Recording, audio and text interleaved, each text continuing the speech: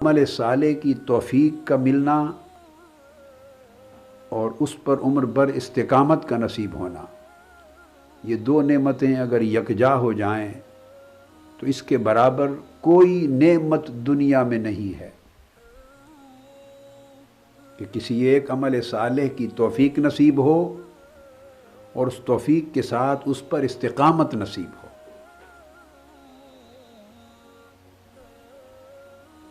الحمدللہ تعالی، اللہ کا شکر ادا کریں۔ جن لوگوں کو اللہ تبارک و تعالی نے یہ بصیرت عطا کی کہ یہ 10 دن زندگی کے قیمتی ہیں، اللہ تبارک و تعالی نے آپ کو آپ کے دلوں میں اور آپ کی آنکھوں میں بصیرت پیدا کی، جس کی وجہ سے آپ کو عبرت اور نصیحت نصیب ہوئی۔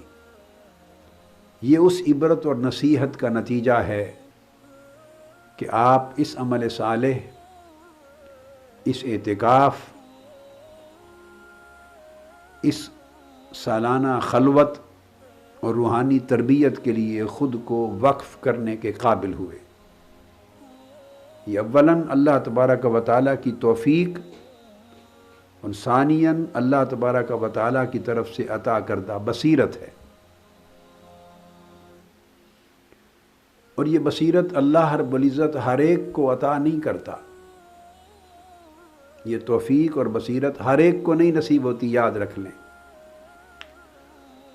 اپنی مخلوق میں سے کچھ لوگوں کو اللہ تبارک و تعالی منتخب فرماتا ہے،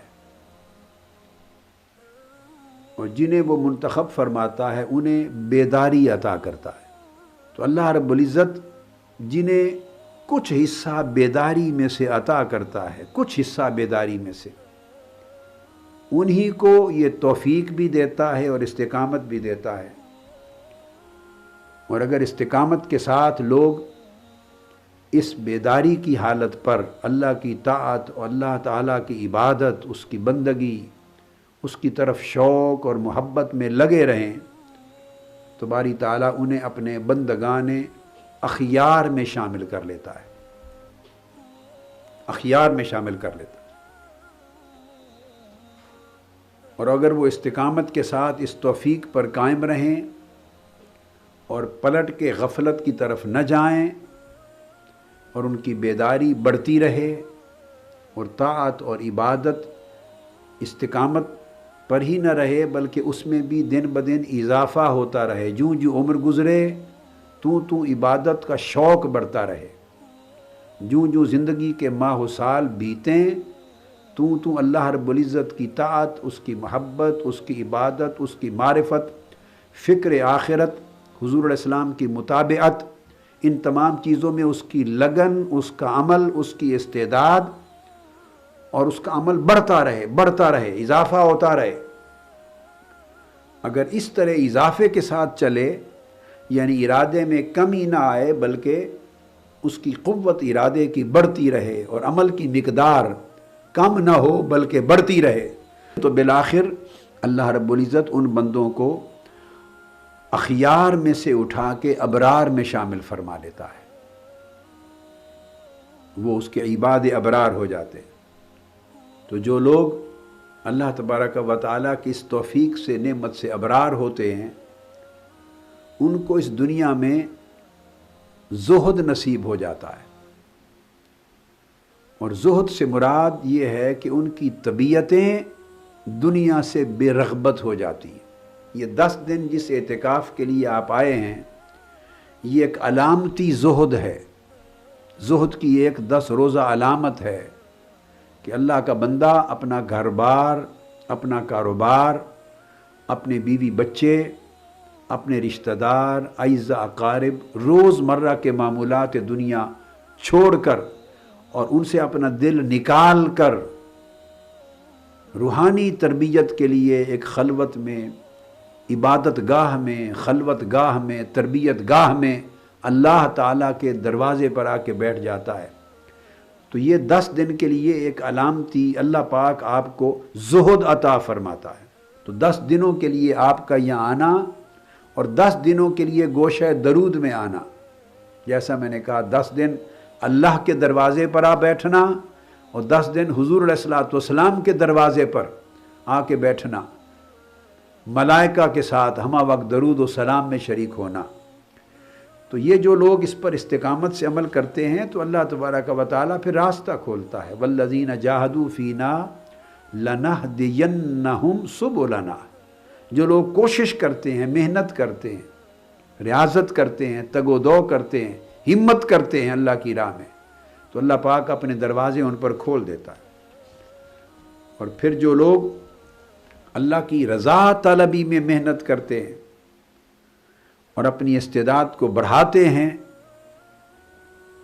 اس دنیا سے بے رغبتی اور آخرت کی دنیا کی طرف رغبت میں، یہ دنیا دار الفرار ہے، یہ دنیا نام ہی ایسے گھر کا ہے جہاں سے فرار اختیار کرنا چاہیے، اور آخرت نام ہے جس گھر کا، اس کو کہتے ہیں دار القرار۔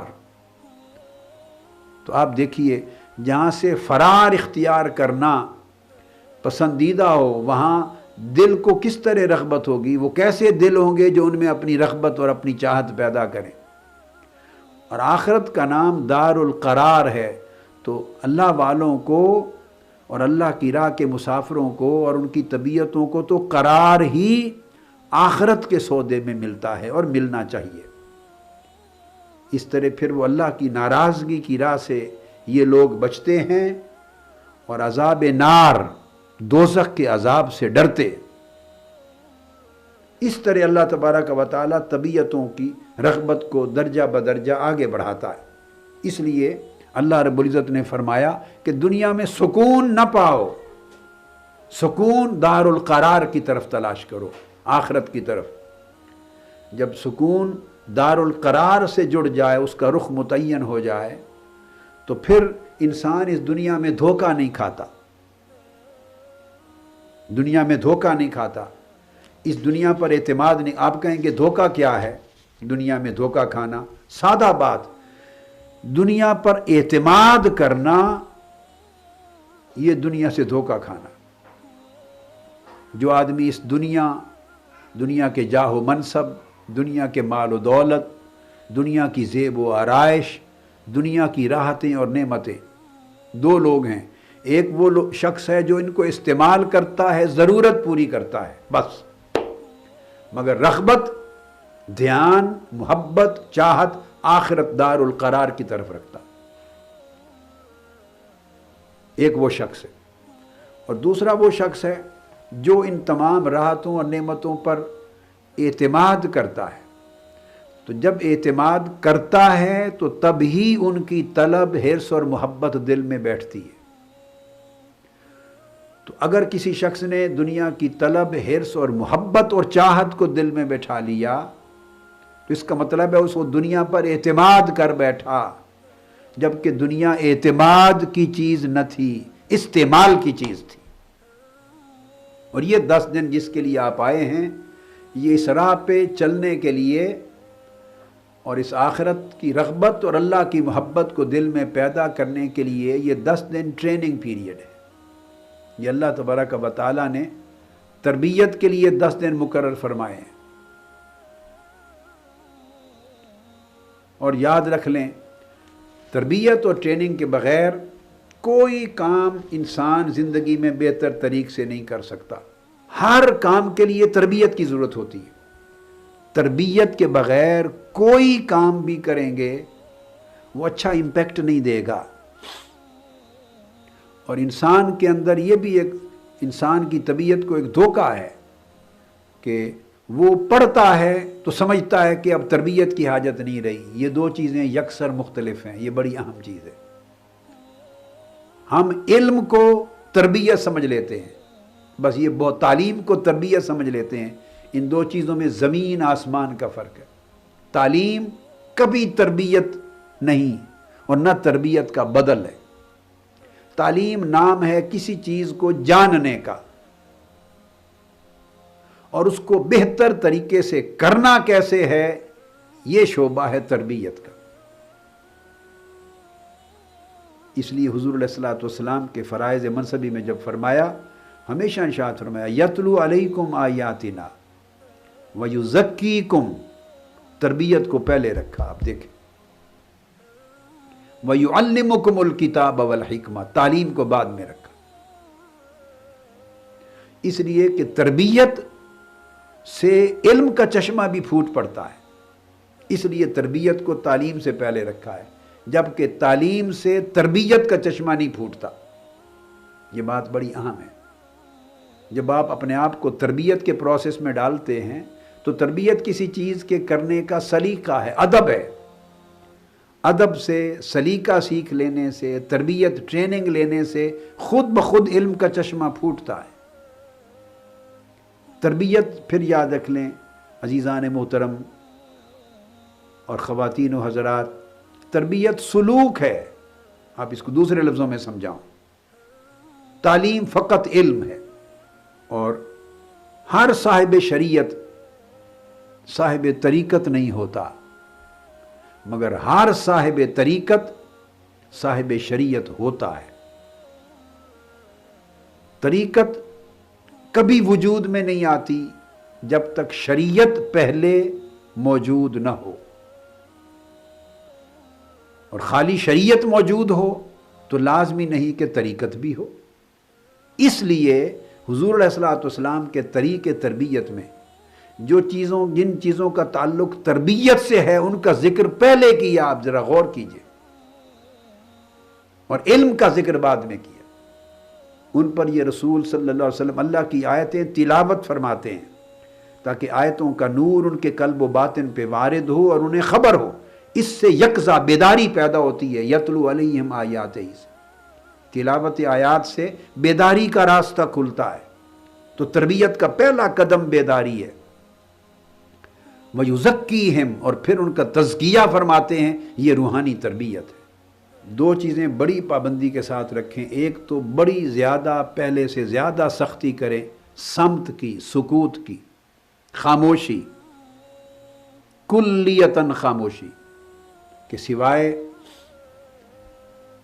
اپنی دین کی امر بالمعروف اور نہی عن المنکر کی تعلیم لینے اور دینے کے لیے، دین کی تعلیم و تربیت دینے اور لینے، اس کے لیے بولنا جائز،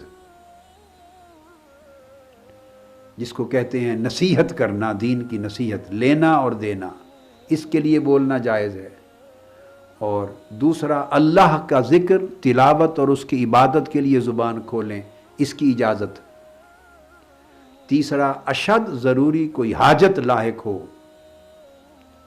جس ضرورت کو پورا کرنے کے لیے آپ کو کوئی جملہ بولنا پڑے، کوئی بات کہنی پڑے، بس اس کے لیے، ان تین چیزوں کے لیے زبان کھولیں۔ اس کے علاوہ ہر چوتھی پانچویں بقایا چیز کے لیے 10 دن زبان کو بند رکھیں۔ یہ درس و میرا سبق ہے۔ ذکر اذکار کے لیے زبان کھول سکتے ہیں، یہ نمبر 1۔ دوسرا، دین کی، جب مشن کے پروگرام کے مطابق یہاں لیکچرز ہوتے ہیں، درس ہوتے ہیں، فقہ و فتویٰ کی مجلس ہوتی ہے، تعلیم کی مجلس ہوتی ہے، تجوید کی مجالس ہوتی ہیں، تربیت کے لیے آپ کی مجالس ہوتی ہیں، تو مقصد بات کا یہ ہے کہ دوسری دین کی تعلیم لینے اور دینے کے لیے زبان کھول سکتے ہیں۔ تیسرا، اشد ضروری اپنی حاجت اور ضرورت کو پورا کرنے کے لیے زبان کھول سکتے ہیں۔ ان تین کے علاوہ آپ کی زبان 10 دن بند رہے گی۔ یہ اعتکاف کا تقاضا بھی یہی ہے، روحانی خلوت کا تقاضا بھی یہ ہے، تربیت کا تقاضا بھی یہ ہے۔